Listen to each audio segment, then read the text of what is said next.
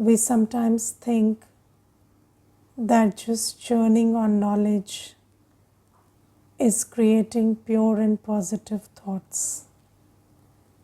And what Baba is telling us today is very, very important.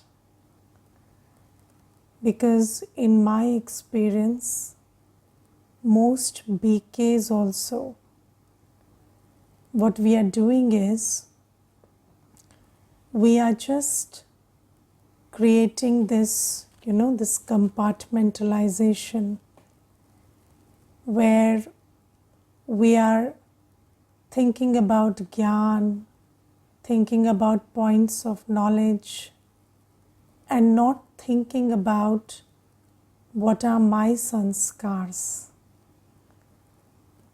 We are just thinking about, our original sanskars. We are thinking about the positives that Baba speaks. We are churning on knowledge, thinking deeply about it, but not checking inside. What is my problem? What sanskars do I have which are weak? And most of us are living in denial, because you see that the root of all weak sanskars is body consciousness. And we've been body conscious for 63 births. And body consciousness is like a bandage, yes, which you use to cover your inner wounds. So the soul is weak and wounded.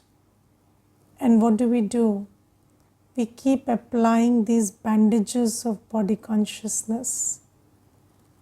And suddenly we arrive at this place, slowly, gradually, not suddenly, where we are full of bandages, but we don't see that. And then Baba comes, Baba gives us Gyan, Baba tells us nice things. We keep churning on that, but we never look inside. What is my condition? And you see that even in this life as a Brahmin, in this journey as a Brahmin, we are losing out on time. We are losing out on the company of Baba. We are losing out on blessings. We are losing out on the love of the family. We are losing out on peace of mind and happiness, which every Brahmin should experience when we are Baba's children. But second by second, that time is passing and we are not able to feel, we are not able to have the experience of the life of a Brahmin. But what we do is we keep blaming, it's because of this person that, I'm not feeling the happiness of Brahmin life, or because of this situation that I'm not feeling the strength that I should as a Brahmin. But we don't understand that when Baba is here, when I'm fine, then what can stop me from experiencing the happiness, the super sensuous joy, or the carefree. Baba says you are Begumpur ke Badshah. So we are carefree emperors. So Baba says, why can't we feel that? Despite carrying out all the responsibilities of seva and everything, we are supposed to feel like that. Yes, that's the experience of a Brahmin. And we are also losing out on time. We are not making the most of every second that we should. But we never check inside. We never delve inside and check, why is this happening?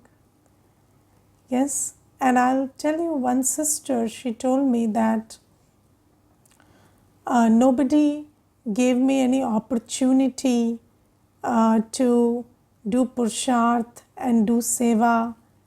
And she told me, I also lived in a center, but there was so much, seva, seva, seva.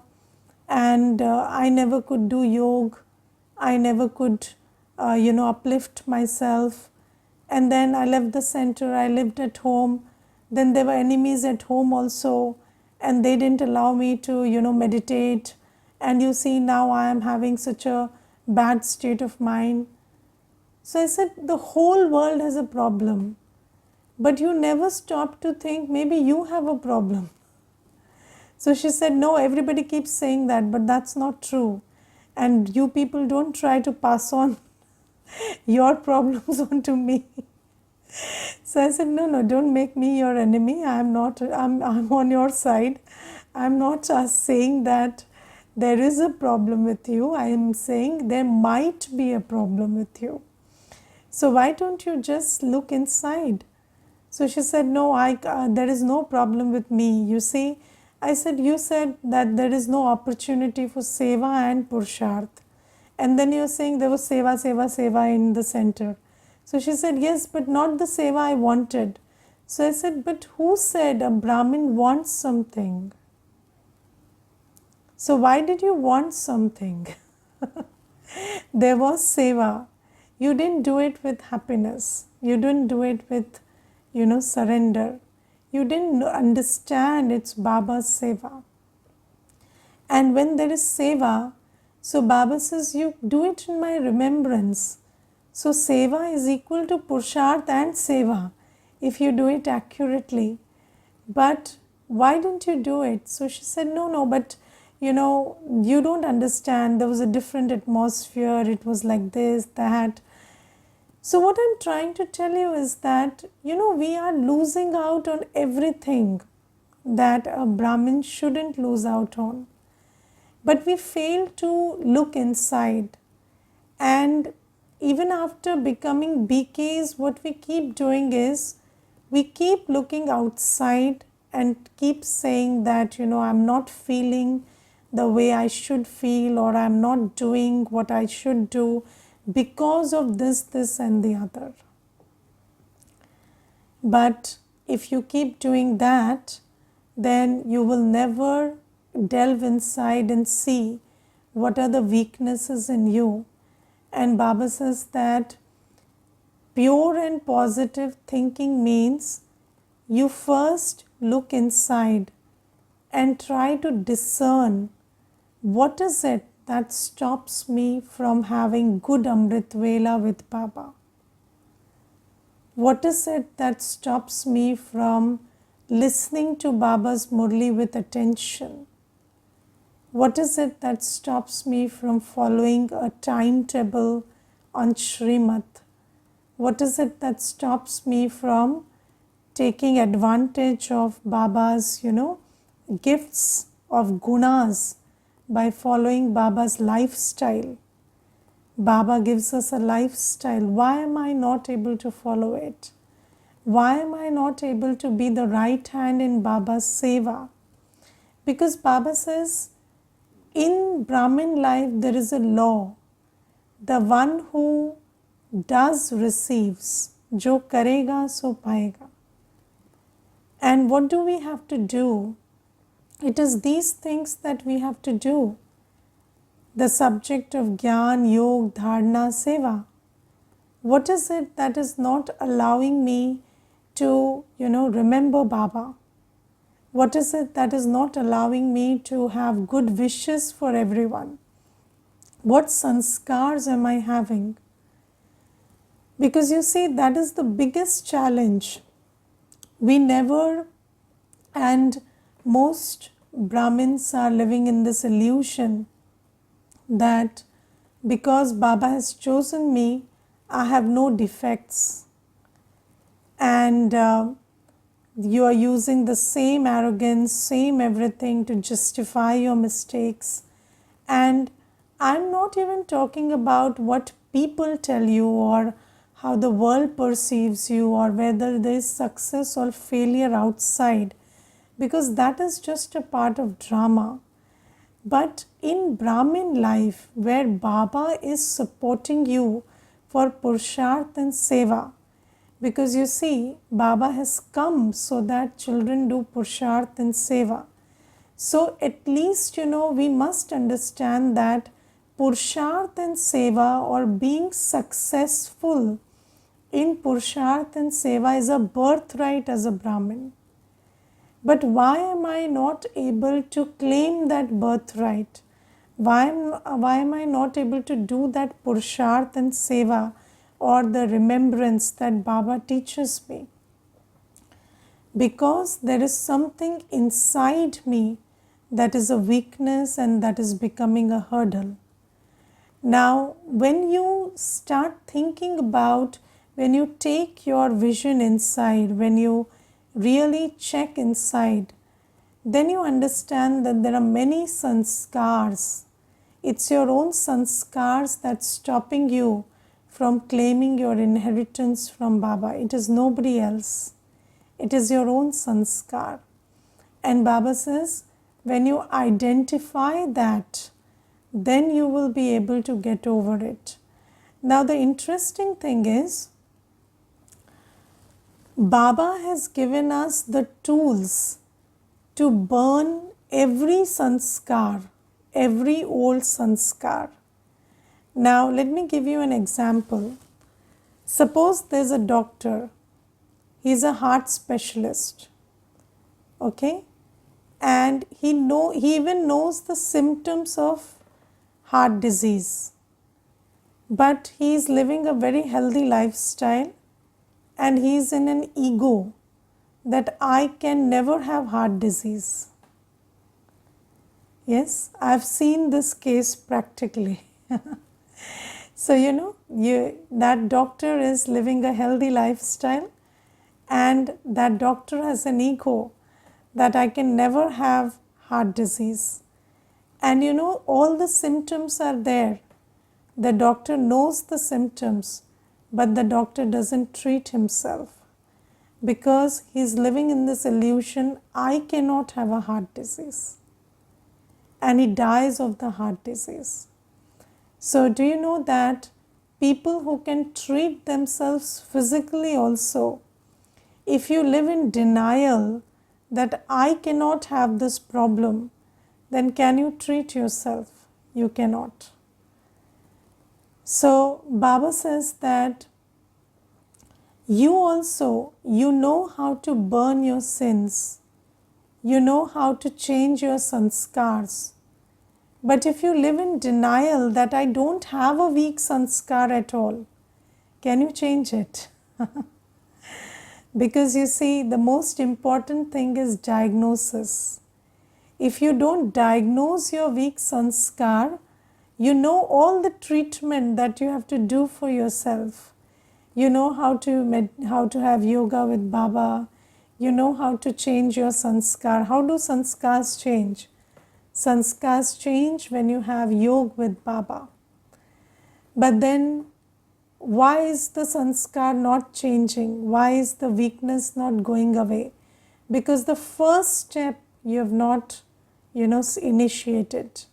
And the first step is recognizing there is a weakness. Yes, and there is this Kanya, and whenever we point out that this is a problem with the way you think, she will immediately say, no, you must have thought it is like this, but it's not like this. So one day I told her, you see, the thing is, I am trying to make you understand. But if you don't understand, I am very happy understanding myself. I will stop making you understand. But the thing is, you will not benefit out of it. And if I stop making you understand, you will always live in this illusion that there is no problem with you, but you will not be able to get over that problem. So if it is being told to you, pay attention. Just check. Then she said, but I checked, there is no problem. So then what did we do? We stopped telling her. So you see, this is the way things are happening. And if you live in denial, it's not going to help you, because the old sanskars costed you in copper age and iron age, and that was okay.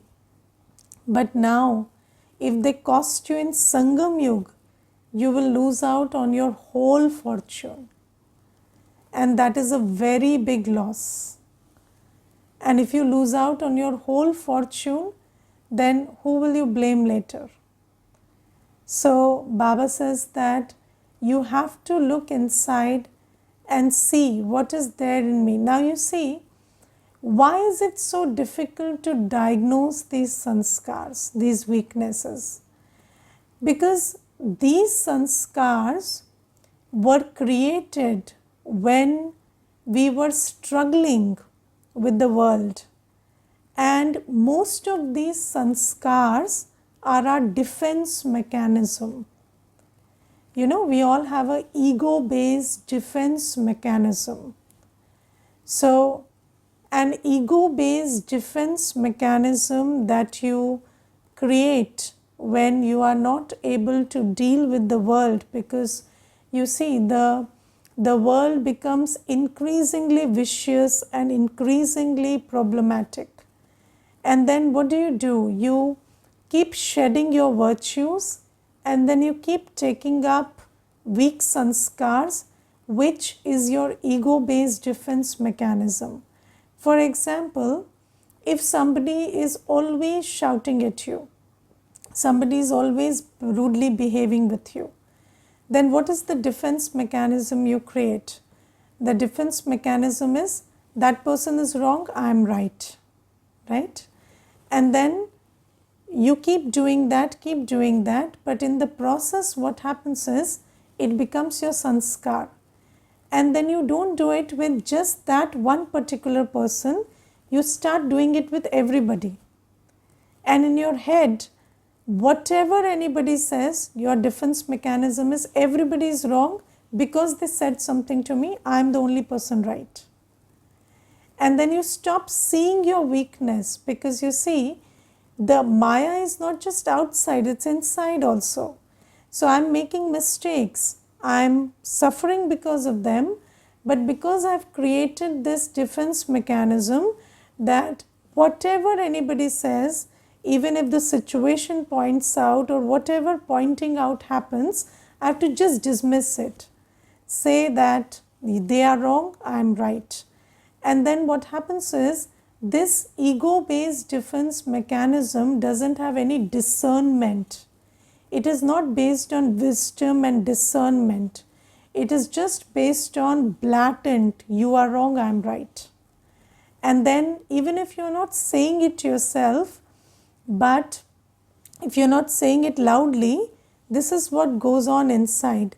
And then what happens is, you become somebody who is never listening to any directions, never listening to any teaching, never accepting anything that anybody points out as a mistake in you. Now this is why it's very difficult to recognize these weaknesses inside. So let's say somebody has developed anger as an ego-based defense mechanism. So you know, they lived in a violent scenario, and then when they started screaming and shouting and getting angry and throwing things and breaking things, then it worked, and then people stopped using violence against them. Then what happens? That becomes a sanskar, and then you can't see what's wrong with that or how it is costing you. You listen to Gyan that anger is bad, but do you understand that there is so much of righteousness that you have attached to that anger, that you think that anger is wrong, but not my anger. Somebody else's anger is problematic, not my anger. So this is how, you know, we have harbored and nurtured these weaknesses for so long that now we live in absolute protection of these weaknesses and we don't want to let them go. And then what we do is, when we come to Baba, feel good factor, keep churning knowledge. Oh, this is what Baba says, this is so interesting, this point means so much, and Didi gave a very good manthan on this, let me think about it. So these things will happen, but you will not really do the inner work. But Baba says, if you don't do it now, then you will repent a lot later, because it is costing you extensively. Your Sangam Yugi fortune is being lost. And then Baba says that, or you see, your defense mechanism could be very simple looking. Your defense mechanism could be indulge in sensual pleasure. Yes, so because there is emptiness inside, you started indulging in sensual pleasure, eating, drinking, partying. Yes, and then Baba says, adopt a pure lifestyle. You say, yes, I know, but I can, but I don't want to, because it doesn't make sense to me. But why are you not adopting the lifestyle that Baba says? Because you're an addict. You are an addict of your sensual pleasures. And why are you an addict? Because there is emptiness inside. And if you don't fill that emptiness and you keep deluding yourself that there is no addiction because I'm feeling fine, because your addictions are being fed, then how long can you go with this delusion? Because there will be a time when pure lifestyle will be the only way. And just think about when COVID came. Yes, all the home deliveries stopped and everything stopped. Then what did you do? You had to cook for yourself, you had to fend for yourself. And even then, people were eating stuff that Baba asks you not to eat. But there'll be a time when everything will become poisonous. And then what will you do? You will lose out on your final moments because of this one addiction. So Baba says, if we are not following Shrimad to the T, and we are not experiencing the happiness and the joy and the power and the carefreeness of Brahmin life, then we must look inside and see, what is my problem, what is my weakness. And if I am not seeing it, living in denial, then it is costing me a lot. And then what do you do when you see that there is a problem in you? Because you see, there is, in the 63 births, everything has become very twisted. So what when you identify there is a sanskar in you? Yes, maybe there is ego in you, maybe there's attachment in you, maybe there's jealousy in you, maybe there's some other weakness in you. What do? So the instant response, is guilt. So, we live in a culture, feel guilty, do nothing. So, as soon as you identify, this is my sanskar, this is my weakness, oh Baba, oh my Baba, what do I do, what do I do, I have this weakness, and then you feel guilty and then again repeat the same thing. But Baba says no, when you identify it, there is no need to feel guilty first. Why? Because this, what you did, or what the weakness that you created, is part of drama. Because 63 births you had to spend in Iron Age and Copper Age. And this had to happen. So there is nothing wrong with it. The only right thing is you get over it now. So don't feel guilty about it, because there is nothing wrong with you. That the thing that is wrong is the time. So for 2 yugas we lived in low consciousness, body consciousness, so we did that. Now what do? So when you identify your weakness, you keep that in your awareness and give it to Baba and take Baba's light and might in exchange of that weakness. So this is how you meditate to remove a weakness. You don't keep reminding yourself of your weakness. You know your weakness, you give it to Baba, and then you take the light and might from Baba and fill your heart with it and feel that that weakness is going away. So this is the way to get over your weakness. Just like you see, if somebody knows how to do the operation, yes, and they identify where the operation needs to be done, then they can do it there. Similarly, the way to heal anything is put Baba's light and might in it. But that space in your consciousness which is filled with that weakness, you empty that, you give that thing to Baba, and then you fill that space with light and might. This is how you get rid of a weakness. And then you pledge that you're never going to do it again. And you maintain a chart that wherein you have one column checking whether you did anything based on that weakness today. So this is how you get over your weakness. And Baba says that until and unless we use knowledge and yoga to heal ourselves, to purify ourselves, Gyan and yoga is not doing much good to us. Because you see, we have so much knowledge, we have so much yoga power, we know how to do Raj Yoga, but if we are not using that to heal our own selves, to get over our own weaknesses, then we are doing a very big loss to ourselves. So this is one thing. Then there is a question, I think. I have realized that there is a big vacuum inside my heart. I'm craving for attention and love. Anybody who gets attention, be it my own brother and sister, if they get love and attention from parents or any random person, I get very jealous and irritable. I am not able to understand how Baba, who is not visible, can fill my heart with love. Just like you see, all those who are visible could fill your heart with emptiness. Similarly, Baba, who is not visible, can fill your heart with love. And you see, the only ocean of love is Baba.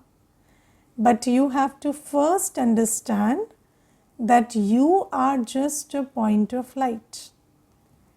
Why you can't draw love from Baba is not because you have less faith in Baba, or it's, the problem is not Baba. The problem is you have not understood that you are just a point of light. And love is an energy that you draw through the buddhi. You see, whatever the soul receives, whatever the soul feels, it's always through the man and buddhi. Yes, you create a thought, I received attention today. You create a thought, I did not receive attention today. Based on whatever your interpretation of what's happening outside is. And that thought makes you feel the way you feel. So when you sit in this awareness that I am a soul and my Baba is sending rays of love, waves of love my way, and you feel that and you create this thought that I am sitting under the canopy of the ocean of love, then you will feel Baba's love also. But when you're caught up in body consciousness, you think that love is a physical expression. But nothing is a physical expression. Those physical expressions of love, hate, peace, war, everything is received by the soul as a thought, as a feeling. And that is what the soul receives and feels. So if you understand you are a soul and you are anyways doing everything through the buddhi, so then you will be able to keep your buddhi towards Baba and feel Baba's love also. And anyways, Baba is the only ocean of love. There is no ocean of love in the world. And if in my experience, what I have understood is, if you are seeking attention, then be very careful that the one you are seeking attention from doesn't figure out that you are hungry for their attention. Because as soon as they figure out, they will never give you attention. That is the law. So be very wary of this habit, and the only one who gives you love, gives you attention is Baba. So better focus on that. So that is the thing. Then Baba today says that the drama is accurate. There is no inaccuracy in the drama. And you see that in Satyug, we are in perfect harmony with the drama. Why is Satyug a state of happiness? Because the drama is there, we are there, but we are not body conscious. And when the soul is not body conscious, then you are in perfect harmony with the drama. When you don't want anything, you can see the benefit in what's happening. When you want something, you can't see the benefit in what is happening, because your intellect is shrouded with the desire of what you want. So in Satyug, why am I in harmony with drama? Because I am not body conscious. Similarly, right now, why do you feel there is inaccuracy in drama? Because you are body conscious, you have attachments, I'll give you one example. There was one Mata, and her daughter, she met with an accident and she had a brain hemorrhage. And in that brain hemorrhage, she lost half of her memory. And she had problems focusing and recalling things. So then the husband left the daughter with a son.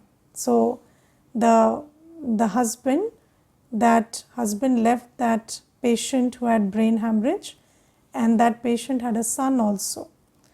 Then this Mata, whose daughter she was, she took them under her protection. And then all her life, this Mata kept earning, and she kept doing everything for the son also, and the grandson also, and the daughter also.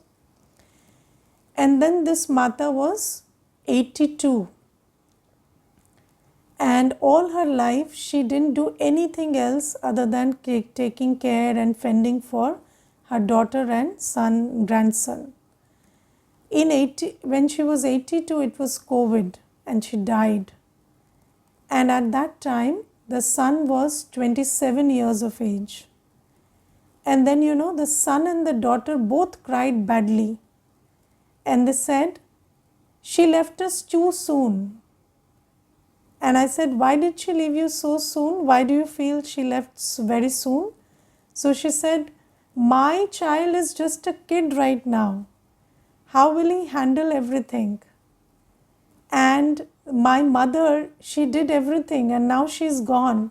So how will we, continue with life? So I said, if that lady lived until 95 also and left, and the son became 40 also, you would say the same thing. Because this son has no intention to grow. You don't have any intention to let him grow. And you feel that the drama is inaccurate because you have your own selfish interest in keeping that woman alive. But I think that woman died, and it was very good she left this body. At least she'll find a better place to be in. So do you understand that when you are selfish, when you have attachments, when you have desires, then anything that happens, you will say, this happened too soon, this happened very late, this happened inaccurately. But when you are soul conscious, you can see that actually everything is happening always at the right time.